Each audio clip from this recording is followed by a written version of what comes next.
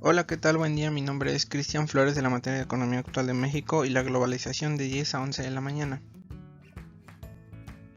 En la semana número 11 comentamos el tema de la política monetaria en la macroeconomía neokeynesiana, y es que la macroeconomía del neokeynesianismo está orientada a la discusión de la política monetaria con metas de inflación. Las determinaciones en el crecimiento económico, las variables explicativas con respecto al crecimiento que nosotros vamos a tener en 1986 hacia el 2003, estrictamente va hacia el capital externo, es decir, las políticas económicas se basan en darles facilidades a los empresarios extranjeros para que se puedan establecer en nuestro país, pues con esto ya se venía vislumbrando un tratado de libre comercio. Mientras que Carlos Salinas de Gortari era el secretario de Programación y Presupuesto, llegaría a la presidencia de la República dando el capital de los Estados Unidos hacia nuestro país, pero además se fueron abriendo estos hacia otras partes del mundo, en donde se tuvo que ver la situación del tipo de cambio real, es decir, el tipo de cambio en relación con el peso dólar, siendo este lo que se ve dentro de los pactos de estabilidad económica, que prácticamente se iba a detener estrictamente en 3.5 pesos por dólar, pero se fue desplazando de manera diaria en 0.003 centavos, yéndose a la alza cada día.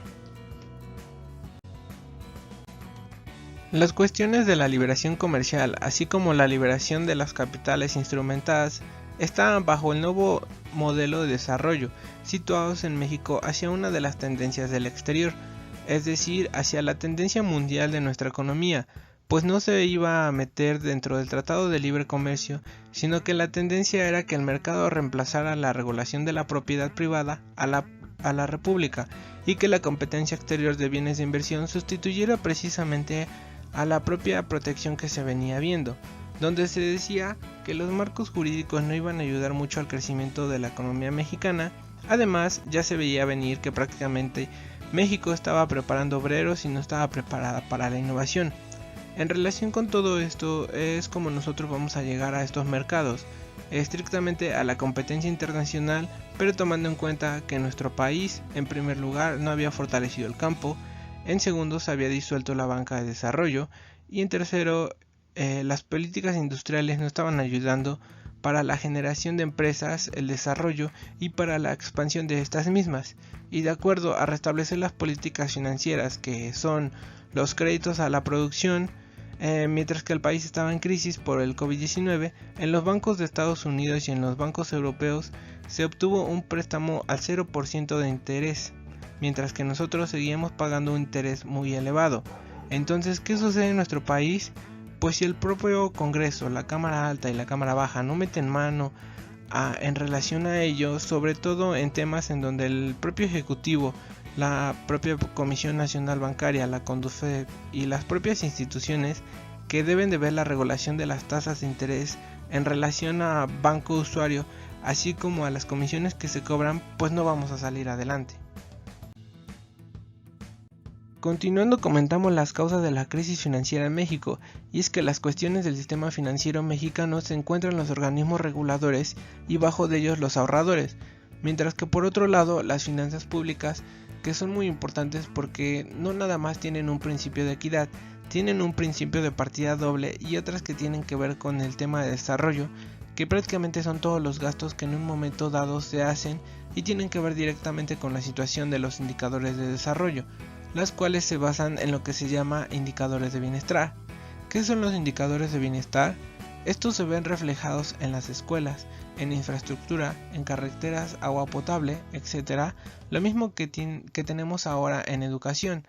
y donde también se habló de lo que pasó en diciembre de 1994, o bien conocido como la crisis del tequila, en donde se decía que el gobierno por un lado no tenía dinero y por otro lado había una fuga de capitales, que contrajo precisamente una devaluación a la moneda mexicana, llevando al dólar a niveles de 12 a 13 pesos después de que había estado por mucho tiempo en niveles de 3.5 pesos, afectando demasiado que incluso varias personas perdieron su trabajo, todo esto viéndose tras la propia influencia del gobierno en relación a las mismas sociedades, y donde las autoridades emprendieron una serie de estrategias hacia el rescate bancario antes de rescatar a la población, acarreando un costo a la sociedad mexicana que actualmente se sigue pagando, donde nadie fue metido a la cárcel o enjuiciado. Y desde el punto de vista económico de la crisis del 76 y la crisis del 88, no es que se agota el modelo o el mercado, sino que nosotros no nos estamos industrializando, es muy simple, lo que estamos produciendo lo hacemos de manera primitiva. Las cuestiones del tema del peso dólar ha sido un dolor de cabeza para todos, y es que las situaciones de la crisis económica que hemos tenido nos habla de un agotamiento al modelo económico que tenemos, pero nosotros necesitamos un modelo económico que nos permita años de equilibrio, es decir, un sistema financiero y un sistema productivo que primero nos alimente y posteriormente esté exportando. ¿De qué sirve que existan 3 o 4 productores que produzcan nopales y limones que estén exportando pero no en generalidad? Eso solamente genera condiciones de acumulación en un pequeño espacio, porque eso no modifica salarios, niveles de bienestar, etc.